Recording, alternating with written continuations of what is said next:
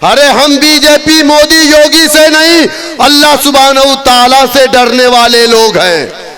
लेकिन आज मुसलमान 832 साल हुकूमत करने वाला मुसलमान घोड़ों की पीठ पर बैठ करके तलवार को अपने हाथों में लेकर के इलाकों को फतेह करने वाला मुसलमान, आज तलवार की जरूरत नहीं है, आज बुलेट की जरूरत नहीं है, आज अपनी उंगली को सही दिशा में ले जाने की जरूरत है।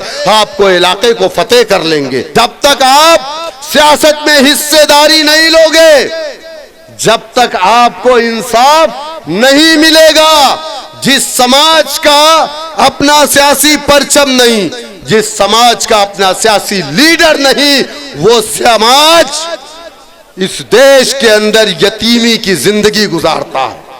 जब कोई चाहता है हमारे घरों में घुस जाता है, झूठे मुकदमे लगा करके हमें जेल की सलाखों में डाल दिया जाता है। बताइए मुझे, 2002 गुजरात के दंगे की बात होती है, यकीनन 2002 में 5000 मुसलमानों का कत्लेआम हुआ। अनऑफिशियल डाटा है गुजरात के अंदर।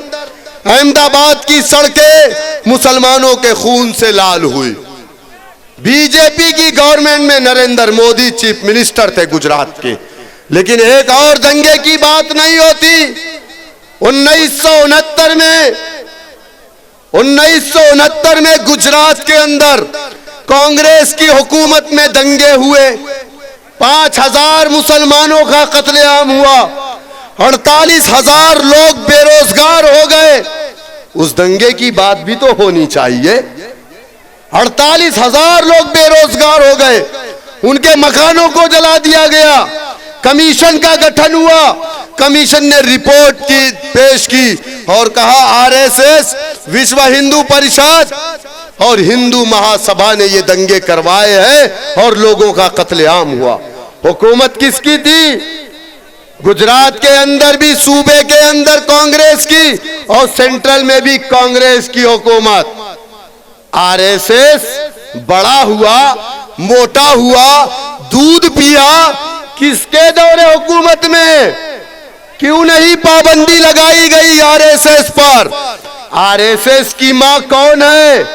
कांग्रेस है।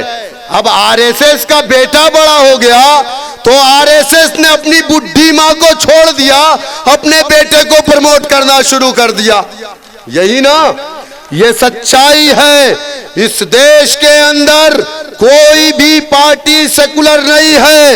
इस देश के अंदर अगर कोई सेकुलर है तो इस देश का मुसलमान सेकुलर है, और बाकी मैं किसी को सेकुलर नहीं मानता। इस देश के अंदर अगर कोई लीडर है जो संविधान की बात करता है तो वो एक लीडर है, जिस लीडर का नाम बैरिस्टर असदुद्दीन ओवैसी साहब है। अगर इस देश के अंदर बाबा साहेब मान्यवर काशीराम जी के बाद अगर कोई लीडर पैदा हुआ है जो फासिस्ट ताकतों की आंखों में खटकता है तो उस लीडर का नाम बैरिस्टर असदुद्दीन ओवैसी साहब। अच्छा, 2002, 1969 और 2013 में क्या हुआ था?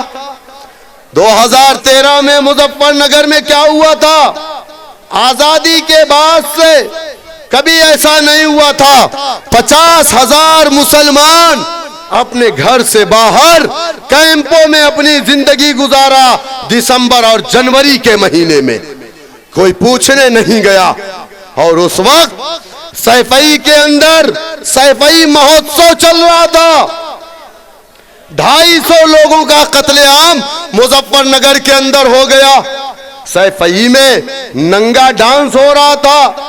मुंबई से फिल्म स्टार को बुला करके आधे कपड़े में बैठ करके अखिलेश यादव, मुलायम सिंह यादव, समाजवादी पार्टी के मुसलमान लीडर चपरासी वहां बैठ करके नंगा डांस देख रहे थे। लेकिन उस वक्त मजलिस इत्तेहादुल मुस्लिमीन उत्तर प्रदेश में नहीं आई थी। बावजूद उसके यही मेरे कायद हैं जो जाकर के कैंपों में पैसे भी दे करके आए, एक बार नहीं 2 बार गए थे। ये कौन सा दर्द, कौन सी तकलीफ थी जो मेरे कायद को 1400 किलोमीटर दूर से लेकर के मुजफ्फरनगर गई।